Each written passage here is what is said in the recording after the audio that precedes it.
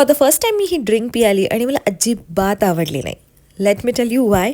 पण त्याआधी चला ब्लॉगला सुरुवात करूया. मी आणि आयुष आज निघालो आहोत मॉलमध्ये जायला, कारण आज चिल डे होता. तर ठरवलं चला शॉपिंग पण करूया थोडीफार, कारण इथे ऑफर्स सुरू होते, भरपूर सेल सुरू होते. आणि जेव्हा मृण्मयीला कपडे दिसतात, obviously I am the most happiest person ever, कारण मला कपडे भरपूर आवडतात. माझ्या टीममध्ये कोण कोण आहे त्यांनी नक्की कॉमेंट करा, कारण I know I am not the one.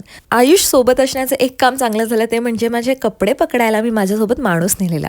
त्यानंतर आम्ही सुशी खाल्ली. ही माझी व्हेज सुशी होती, जी मला एवढी आवडली की I just cannot stop craving for it. मला आत्ता भूक लागलेली आहे. आणि lately I don't know why, पण I started liking sushi a lot आणि I have become a sushi person. Ayush म्हणाला मी तुला एक मस्त बोबा टी सारख्या जागी नेतो जिथे तुला खूप आवडेल. आणि मी जेव्हा हे पहिला बाईट घेतलं, आय हेटेड इट.